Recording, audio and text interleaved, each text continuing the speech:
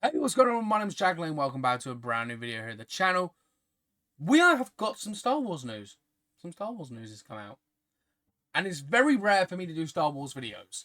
I have a couple of Star Wars videos that I want to talk about, want to do, but I've just been waiting to see what Star Wars stuff comes out. And this has come out 27 minutes ago, and I thought, right, this is my time to hit the Star Wars fans. If you are a Star Wars fan and you want to stick around here on the channel, learn about other movies in comic books, just mainstream movie media, and you want to learn more about Star Wars, this is the place to be. I'm going to be covering Star Wars quite a lot on the channel, probably from this moment onwards now. This video has come out. Of course, it's San Diego Comic Con week, so we are focusing on comic book movies. I have got a couple of videos that aren't focused on comic book movies out at the moment, and I've got a couple of really interesting movies coming. Very excited to see what comes from that. But let's just jump straight into the article that's got me all excited about Star Wars. Iconic Mandalorian planet confirmed to return in the next Star Wars movie. What planet could this be? A new look at the set of The Mandalorian and Grogu, the next Star Wars movie, confirms that the one iconic planet from The Mandalorian will be returning on the big screen. The Mandalorian has introduced plenty of brand new planets to Star Wars galaxy over the course of its 3 seasons, many of which sit within the Outer Rim. As the Mandalorian and Grogu movie has come together, audiences have been hoping for a look at some of these planets on the big screen, and these new set photos confirm that one notable planet will certainly get this treatment. So excited this film is happening. Shared by Making Star Wars, these set photos reveal both architecture and planet structures that are highly reminiscent to the Mandalorian's Nevarro, the planet that Din Djarin and Grogu have selected as their new home. The planet's design is unmistakable in these photos, particularly in the Basilet. The Din Djarin and his allies have tracked across various times in the Mandalorian. There is also a grouping of trees which match those both in the new Nevarro's main town and just outside Din Djarin's and Grogu's new cabin on the outskirts of the town. Nevarro will have a pivotal role in the Mandalorian movie as Din Djarin's and Grogu's home. This was always expected. It's no surprise that Nevarro will be a part of the Mandalorian and Grogu, given its importance to the movie's titular character. Not only is it the planet where Din Djarin made the fatal decision to care for and protect Grogu in The Mandalorian Season 1, but it's also where they have established a new home for themselves, which made his appearance in this movie inevitable. There are, however, other factors that hint at Nevarro playing an even bigger role in this story, one that could potentially spell danger for this beloved Star Wars planet. Nevarro will continue to be a pivotal planet in The Mandalorian and Grogu, even if its role only extends to being Din Djarin and Grogu's home base.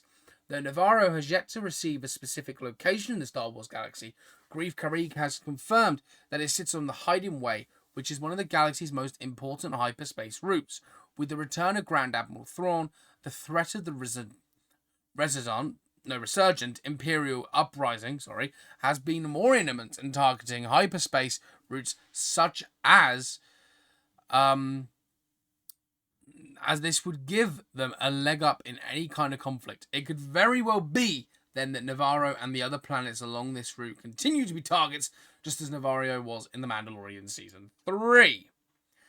Despite the nature of its involvement, Nevarro will continue to be a pivotal planet in The Mandalorian and Grogu, even if its role only extends to being Din Djarin and Grogu's home base.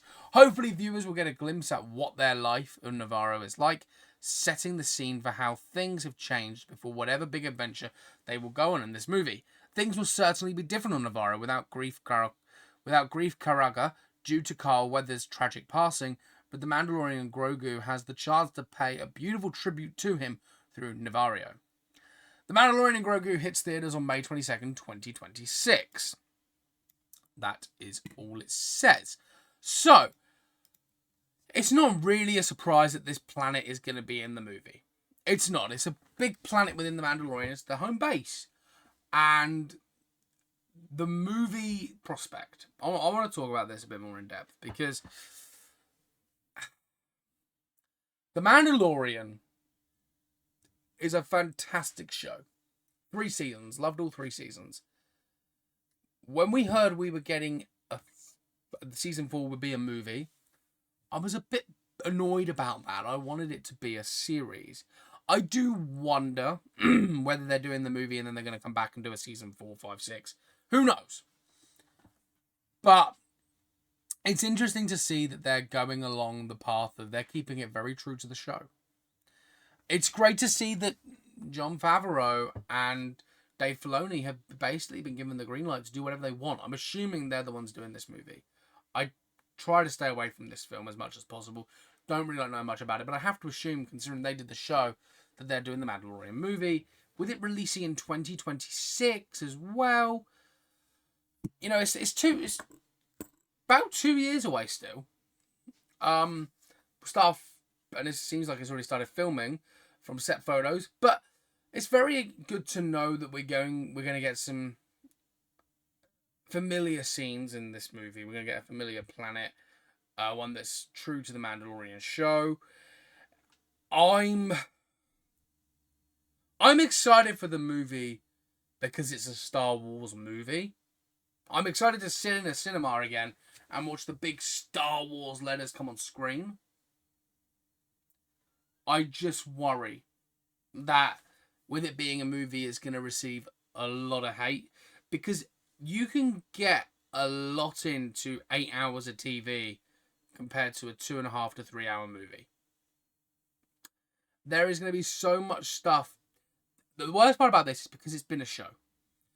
People are going to walk out of the theatre being like, they could have explored one of their biggest moments in the movie. They could have explored that over an entire episode. We've got 20 minutes. I can understand where the hate's going to... There will be hate for the film. Because I feel like people will be like, well, why couldn't they have just done that in the show? I'm all for it.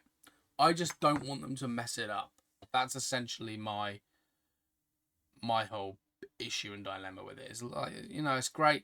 We're getting some fan favorite things back. They're showing us that yes, this is what we're getting. We're being shown some fan favorite stuff, and it seems like people want them to pay tribute to one of the characters. Let me get back to it so I can read properly. Without grief, Grogu, due to, of course, Carl Weathers' tragic passing. But, you know, they can give a tribute there. And the movie may be, a tribute to him. But I do think it's very interesting that the movie comes out May 22nd, 2026. We have a little while to go. But the movie comes out around the same time as the Avengers film. So, Clearly Marvel and Disney know what they're doing, and Star Wars and Disney know what they're doing. Or maybe they'll move one of them, I don't know. But it's good to see. It's at least good to see that production started, things seem to be going smoothly.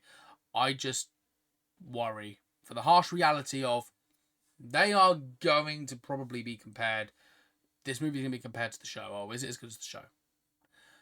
I would love it to be better than the show. I just don't see how it can be at this point.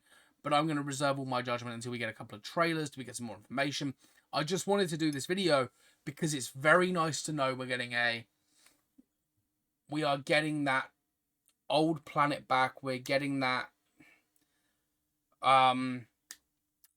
familiar feel with the Mandalorian. We're getting all that feel back from the show. We're going to be seeing there's going to be a lot of Easter eggs to the show, I think, in this film. And I think the show's ending and the movie will pick up roughly around the same time. Who knows? Maybe it's going to be a bit of a separate event and be like, oh, okay, this is what's happened in between. Don't know. I would love to see them do this film and then Disney be like, oh, okay, in 2027 you're getting a season 4. Which follows on from the film. That'd be great. But I'm going to state it here. I'm going to state it 2 years before the film releases. $1 billion. That's all I'm going to say. $1 billion. So I want to hear your thoughts. Are you excited for the planet coming that's been announced? Are you excited for the Mandalorian's home base to be in the movie? Is it a surprise to you? I, to be honest, wasn't really that surprised. I thought they were going to do like a different planet that was something like... I thought maybe... although I don't know whether I thought Kojima, but... Was it Kojima? No, Kamino. Planet Kamino. That's... don't know why I thought that. I think I thought that because of Boba Fett and that. And, of course, Boba Fett's part of... came from there, and Django came from there. maybe, but I thought it was going to be like a planet like that where all the clones were created, because the clones were a copy of a Mandalorian. But it's good to know that they're bringing that planet in. I think it's not really a surprise, though, is it? The article made it sound much cooler than it was. I was expecting another planet to be there, but it wasn't. That's fine. It'd be very interesting to see another Star Wars movie hit the screens, and it's coming in 2026. So I'm very, very excited about that. There's the Daisy Ridley Star Wars film that I want to talk about. The Acolyte Season 2 apparently is happening. You can hear the excitement in my voice about that. So, yeah. I don't know. Let me know your thoughts. Are you excited for the Mandalorian movie? And what are you most excited for? Again, was this news to you? Or was it a bit like me? It wasn't really news. Leave me a comment. Leave me a like. And hit that subscribe button. We are trying to build this channel to a glory number of viewers. I want to hit 100k. I want to hit 100k. 100,000 subscribers at some point. That's my goal for the rest of this year and next year, to get the 100k. I want to be like at it by like March next year. Ridiculous goal. Got about 6 months to do it, but it's doable. I think it's doable. So I'm very excited to see where the channel takes me.